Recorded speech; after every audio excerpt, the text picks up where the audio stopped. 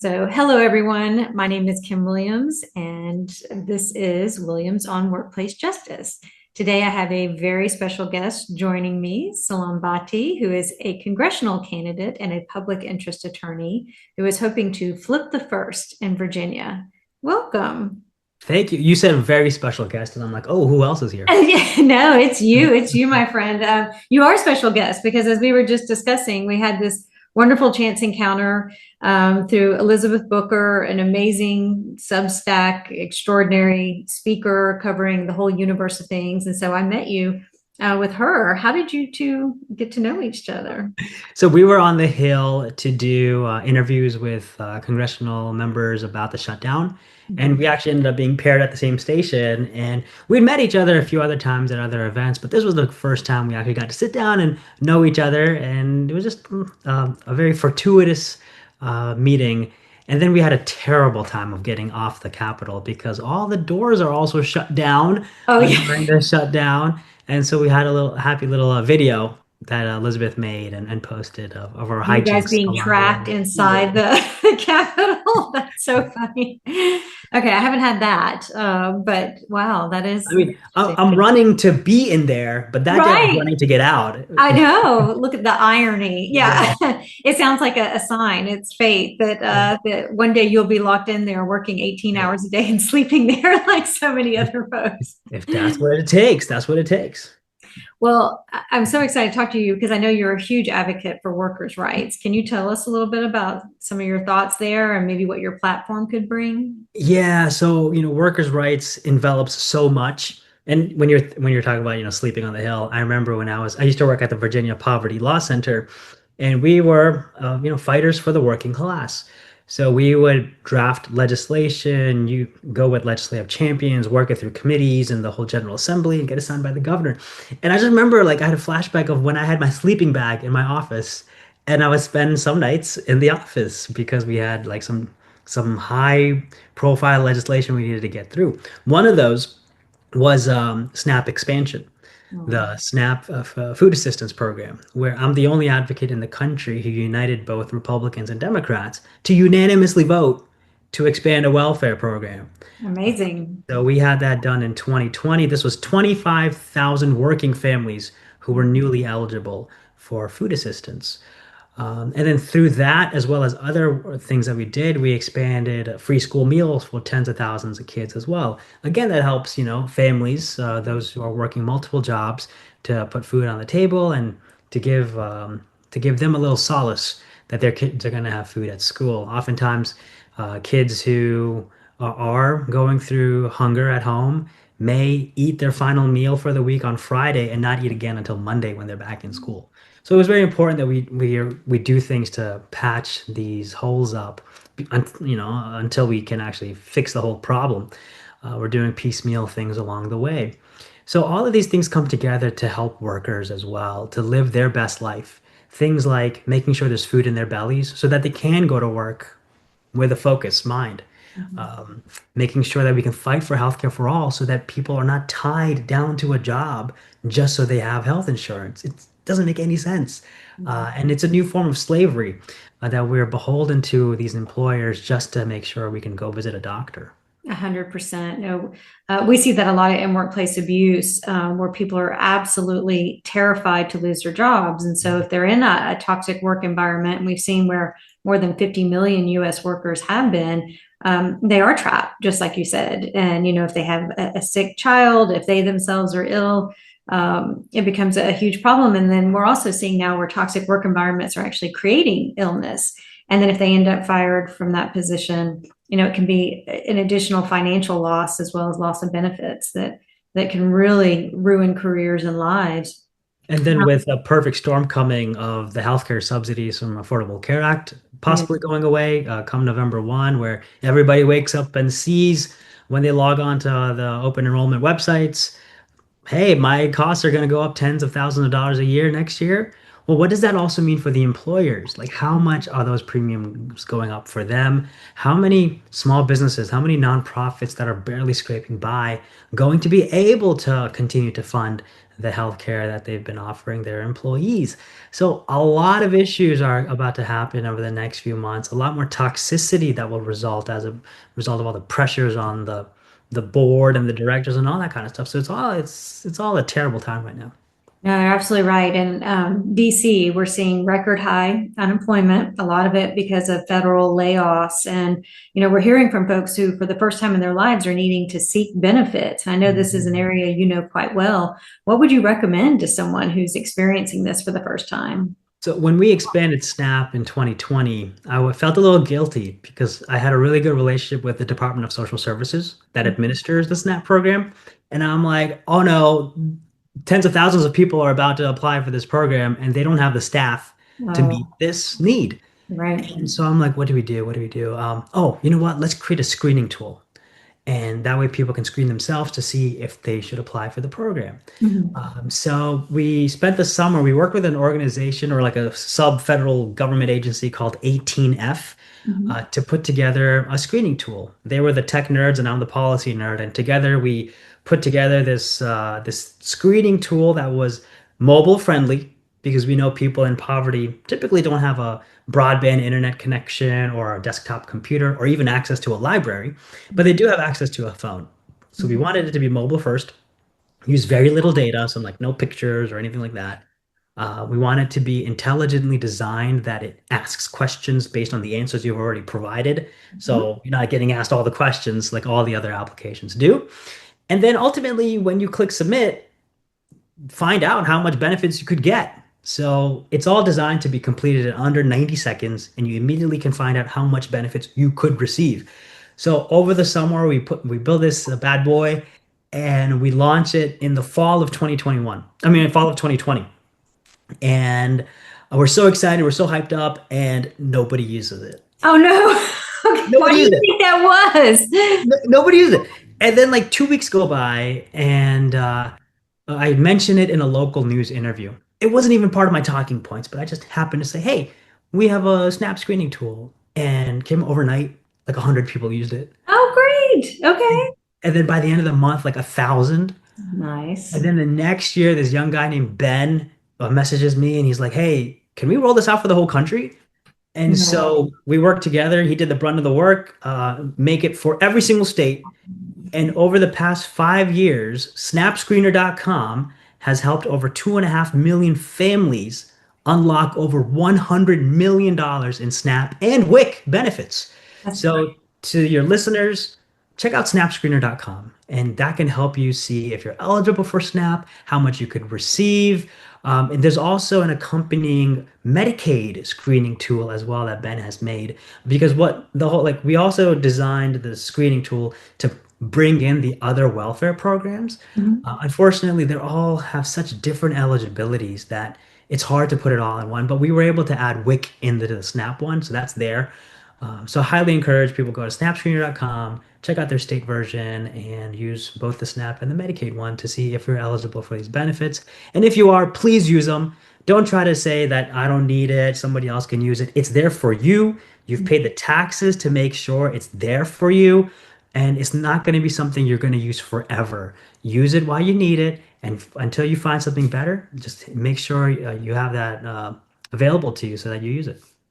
Gosh, you've already done so much for so many. So tell us about your platform. Like, what are the big things? I know you care about, workers in general. I know you care about universal health care. What else are you hoping to see? Yeah, healthcare for all is the big one, and one of the big ways to do that is through taxing the billionaires who are also creating these toxic work environments. Mhm. We look at what Amazon workers have to go through and how Starbucks is retaliating against the coffee shops that are unionized. So all of these things, we need to tax the billionaires because taxing them will take away their power. Yeah. Unfortunately, money, thanks to Citizens United especially, is power in this country when really it's the people who should be the power. So that's why we are running a people-powered campaign. We're not taking any corporate PAC money. We're not taking any APAC money. So the cause of justice for Palestine is a issue near and dear to us. And we also want to make sure we can fight for a better safety net for everybody. And as an expert in welfare programs, I not only know how they work, but how they could work better. Mm. And when the whole chatter of government efficiency was happening, I'm on board. I'm like, yeah, I know exactly how we can make these programs better. I have hundreds of colleagues across the country who are experts in these programs who know how we can make these programs better. Did Congress use any of those ideas? No. They did the most cruel thing of removing, kicking millions of people, millions of the poorest folks in America off of programs that help them see a doctor and help them put food on the table. And it is awful. It is absolutely cruel and unusual that they did this. So, what we can do really is to consolidate a lot of these welfare programs into a guaranteed income. Because now we're seeing this whole idea or this goal of living wages up in arms where small businesses are saying, we can't afford to pay more. And the big corporations that could afford to pay more aren't giving people enough hours. So there's a huge issue at stake. And if we can bring in guaranteed income as one of the solutions to this space, it could be very helpful. It would reduce people in poverty who have to go through multiple applications, which take hours and hours and hours to go through, and give them like a one-stop shop. And it could also reduce the government burden of Mm. all the agencies that exist, all the red tape, all the bureaucracy that exists, and really help people in that space. So when I was meeting with the New Democrat coalition a few months ago, the big question on the table was, once the Democrats have the majority, what do we do? And I said straight up, I said, listen, you could introduce a dozen pieces of legislation to undo all the harm, but what does it actually do? Right. Not going to do much. But this is an opportunity to do something revolutionary and build something better from the scorched earth that Trump is leaving. Guaranteed income. That's the solution. And everybody, I've never seen so many representatives scribbling notes and nodding in agreement. So Oh, I'm really that's hopeful. amazing. I'm Yeah. really hopeful. No, I remember studying. I think the first example I had read about was in Canada. I know when I was in California, Oakland, sorry, not Oakland. Which city was that? There were several test runs that were being done across California, Mhm. and they appeared really successful. Yeah. So these narratives out there that people will just throw away money on the dumbest things was not true at all. People just use them to pay bills because people aren't earning enough to pay bills. So I think that's really beautiful, and I'm really heartened and encouraged that that other folks are getting on board with this as well, because hopefully that means this idea is catching on. There's been over 200 pilots, 200 guaranteed income pilots across the Wow. country.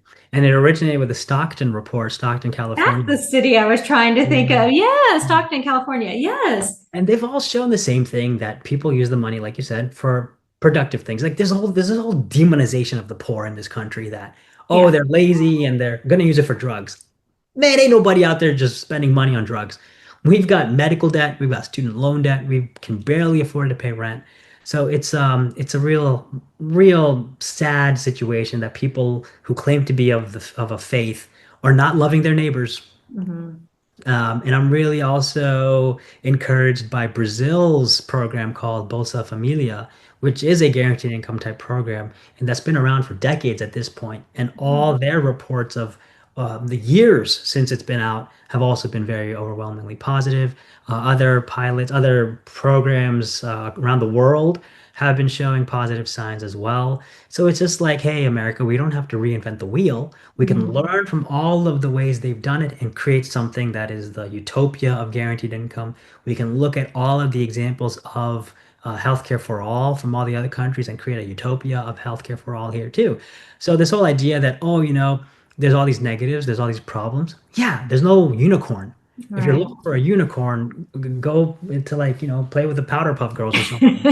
They, Well, you these, mentioned that with healthcare too, because I know a lot of people like to say, "Oh, in Canada you have to wait in long lines," but they don't talk about Germany, where you've got more doctors per capita than anywhere else. They don't talk about Taiwan. They don't talk about so many other places where the outcomes are so much better. Have you done a lot of research in this space? Or there's some other examples that maybe the media doesn't really pick up on? Yeah, people always are like, oh, the wait times are long. You have to wait for a year to see a dermatologist in many parts of the country. Like the wait times are here already. Now, Yeah. granted, I understand as well, we could pass a bill for healthcare for all tomorrow and it would fail immediately because we do have a scarcity of doctors and nurses right now. So that is because there was a report that was done some decades ago that said if there are the if medical schools continue to enroll as many students as they are, there's going to be too many doctors a few decades from now. So med schools got scared and they capped their enrollment. A few years go by and a new report comes out says, hey, those numbers were inaccurate. In fact, if med schools continue to do what they're doing, we're going to have a shortage of doctors by the year. Kim, guess the year. This year. 2020.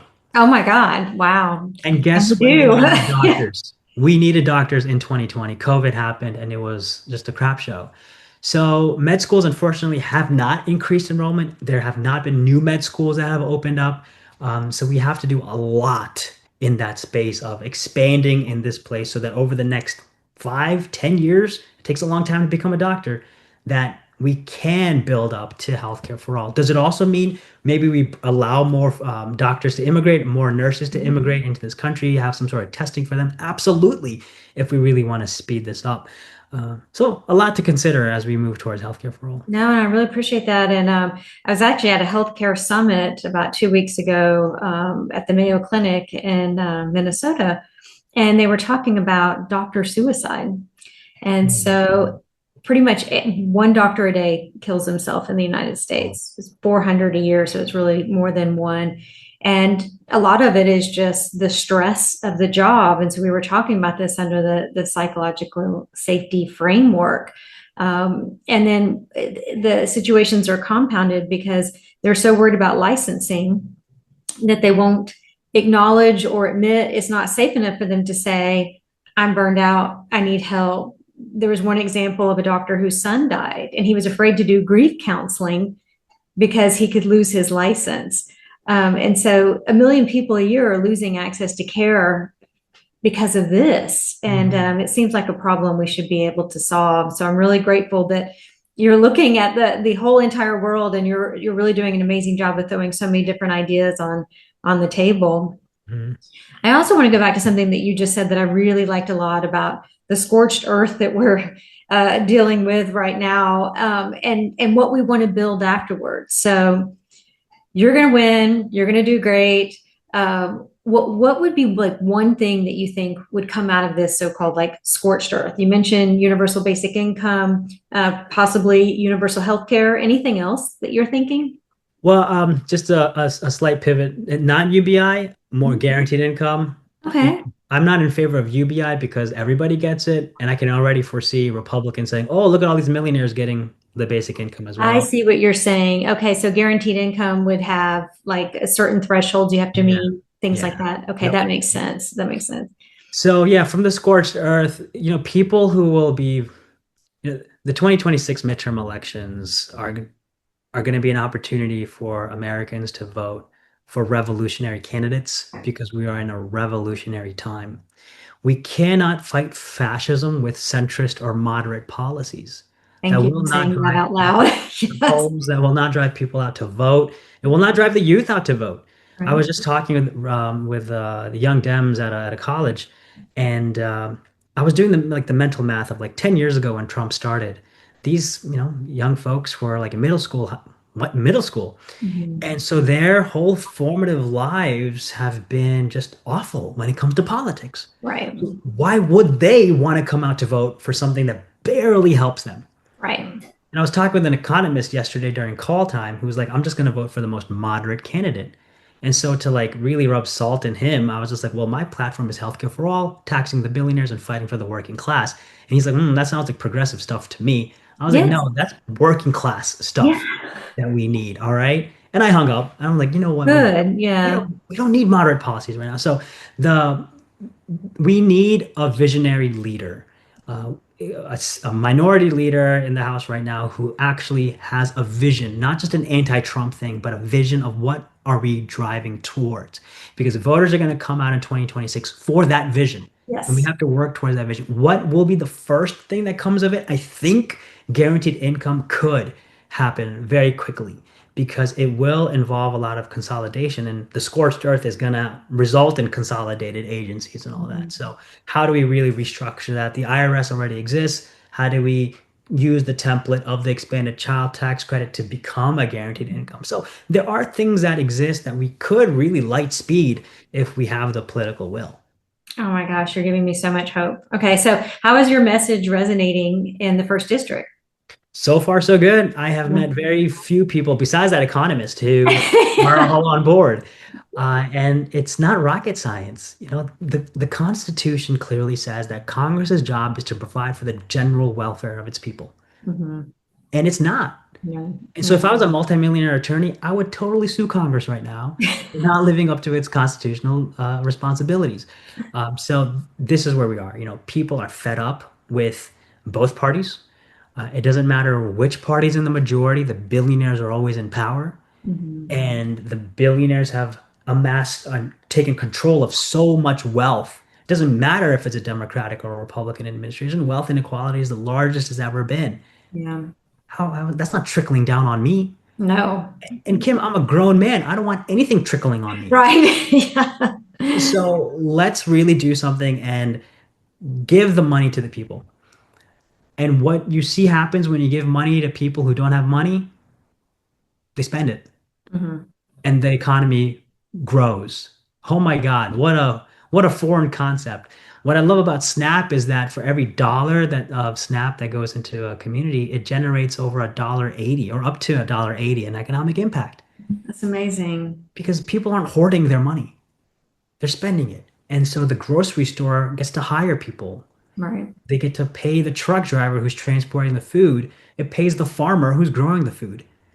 And so with the big beautiful bill taking like $200 billion out of SNAP, and that's not $200 billion just out of families. That's Right. $200 billion out of the entire economic system gone to the wealthiest folks as a tax cut. And so we're never going to see that money again. Right. It just gets hoarded offshore somewhere. So the dragons are dragoning and the villagers are going to be pitchforking. That will stay in my head. Mhm. So, like, well, thank you so much for being here today. How can folks get a hold of you and donate to your campaign? Well, we're online at salamforva.com. That's FOR, not the number four. And we're all across social media at Salaam Bhatti VA, SALAAMBHATTI VA. And that's the handle across the space. We're having a great time on Instagram, meeting a lot of new folks, TikTok, YouTube, Blue Sky, Threads. We are where you need us to be. And Awesome. what we're doing with our social media is promoting what's happening in our district so that people understand and see what's going on here and promoting the good things and showing how we can solve the bad. Oh, wow. Well, I'm glad you're here. Thank you so much for being here today. Thanks for having us, Kim.